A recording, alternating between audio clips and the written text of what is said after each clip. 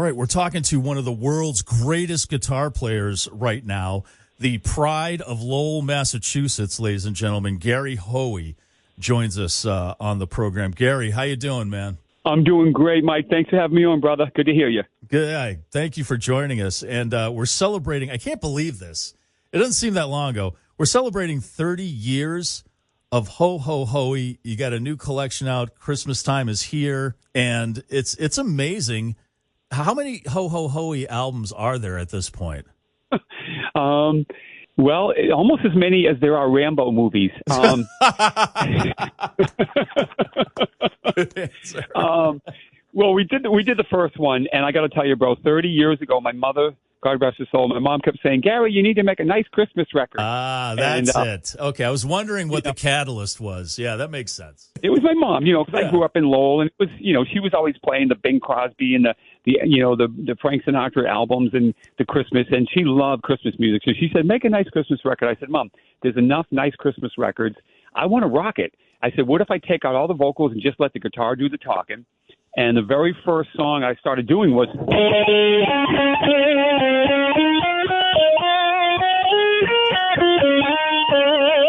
the 12 Days of Christmas.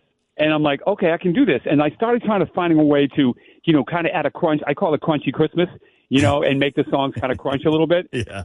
And my mom was like, I think you're onto something new. And so, here we are 30 years later, and we put everything onto a double disc. We had almost 40 songs on a complete collection.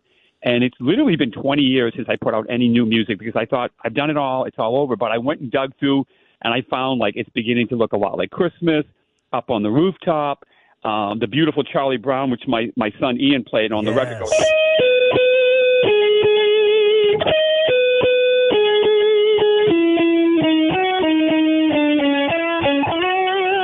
Vince Guaraldi, just beautiful music.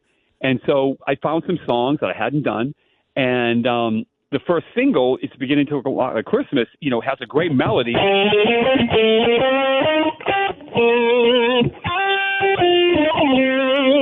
But I had to find a way to go put the crunch in it, and it was born. So, yeah, I'm so proud of this new record. It's great to have something new, and it's kind of a gift to the fans and everybody and my radio friends. Just to say thank you for supporting me all these years. And we have it on the website. If people want to check it out, they can. If they order it, we'll give them an instant download of the whole album, which we don't normally do, but we figured let's get it to them right away. So we're doing that. All right, two things. One, I didn't know you'd have your guitar with you, and it kind of scared the crap out of me when you first hit it there, but it sounds amazing. Man, I didn't mean to scare you. Secondly, a Christmas album seems like something like if you're a recording artist of any genre, you to me, there's some things you have to do before you retire. That's, release like a double album, a double live album, a rock opera. You have to do an album with a symphony orchestra, and then you have to do a Christmas album. You have to show the world your take on Christmas. And that's why I love your stuff, because it's like it totally, like you said, it appeals to the rock crowd. We all love Perry Como, we all love Mariah Carey. But, for people like me, we do want the Christmas crunch, at least to scare the in-laws out of the house at some point. Well, I agree with you. And the thing is, so many people I know that didn't even like Christmas music. They're like, I'm so tired of it. Christmas music can be depressing sometimes too. And I just said, I want to make a record that makes people just have a good time at the party. If you like rock and roll. But I got to say, I put so much time into the arrangements over the years. It doesn't come easy. I have to sit there. I really think how can I reinvent this song and still make it cool? And that's been a challenge for me. So the new album, there's one original song called Christmas Miracle. Yeah. Actually, there's two. Still Got the Blues, so Christmas is actually an original too. But Christmas Miracle is a song I wrote because we just had our first grandbaby. We have a little girl named Jane who just was born. She's eight months. She's probably 8 or 9 months now. So we're so happy to have her. So the riff to my new baby.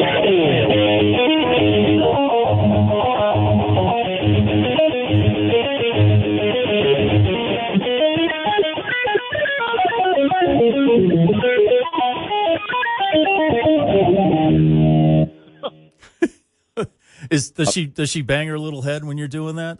She does. She really does. And we have these Ho Ho Hoey Santa hats that we sell, but I had some made that were just, tiny ones for the babies and stuff. So she's got her little tiny Ho Ho Hoey hat on. It's so cute. That's awesome. That's really great. And you said your son, how old is Ian at this point? Ian, he's 24. He's 24 years old, and he's now on tour with me. He's pretty much in the band. He's on the whole tour, and he's just doing great. I started teaching him when he was 5 years old, and he just really got into it in high school, and now he's amazing. He went to Belmont in Nashville and studied music, and then came home and started teaching me stuff. He's amazing. That's awesome. That's great. You get to work with a family. I mean, I just talked to another great guitar player, Kenny Wayne Shepherd. He's got 5 kids. They're all playing music, and that's how he kind of bonds with them. I don't know if they're involved in his band at this point, but he has little jam sessions with them. He teaches them and stuff like that. It's a great way of bonding. And did he take to that right away, or was that something you suggested to him? I actually, when he was 5 years old, I got him this little mini guitar. And by the way, I'm so happy to hear that Kenny's doing that with his family because it's so awesome. And I just saw John Fogerty. He's out there with his kids on stage. Like, it's awesome because the next generation, we need to keep it going. But I showed Ian Twinkle, Twinkle, Little Star, Mike, when he was 5. Wow. And I go, okay, Ian, here it goes. And I go. And I go in there like 20 minutes later, and he's going.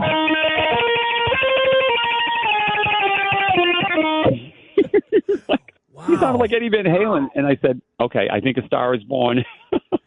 So it seems like it is genetic because I'm thinking of like Wolfgang Van Halen. I'm listening to Mammoth, and I'm like, God, he's just ripping it like his dad. And now, it's got to be in the genes somehow, with practice too, of course, but it's got to be in the genes.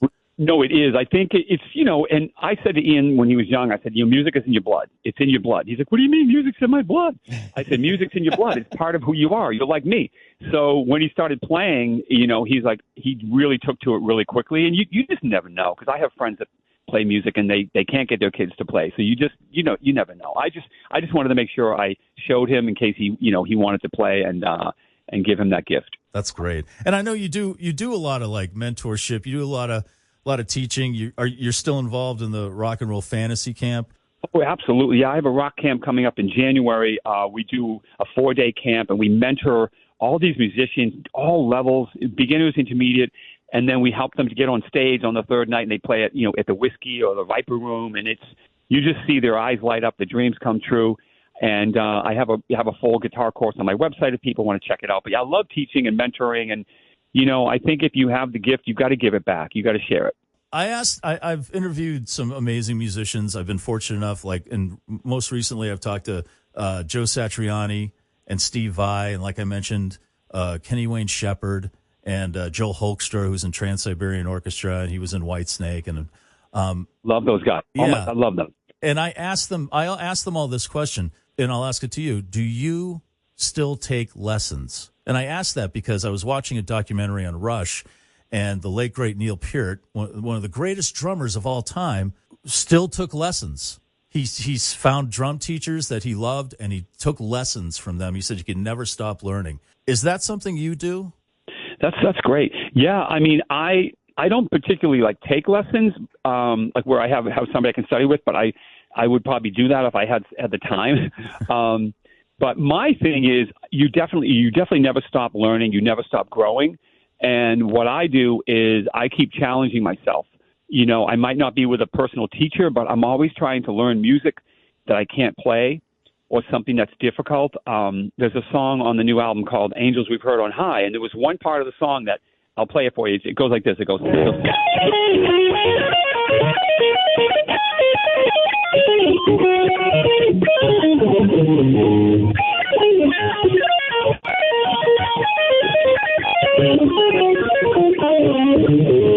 And it's so complicated to play, but I was like, I'm going to learn this. I'm going to make it rock. And I showed it to my son, and he's like, I'm going to see if he could play it. And he literally played it note for note with me.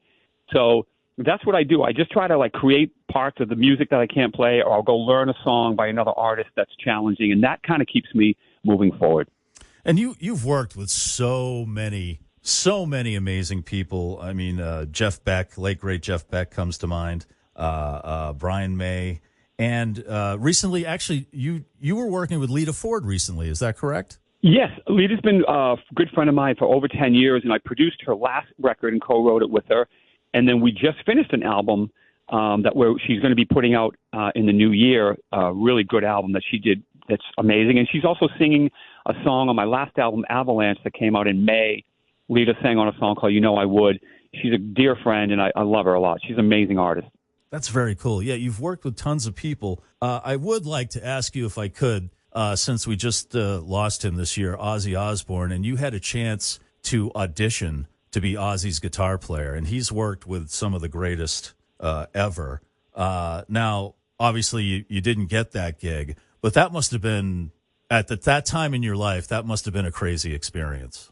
Yeah, it was the greatest thing that ever happened. I mean, I literally owe Ozzy my career. I really do, because I was such a Black Sabbath fan when I was growing up. You know, I was obsessed with the band. I had every album, and I studied the music. And, you know, they heard that first song. I mean,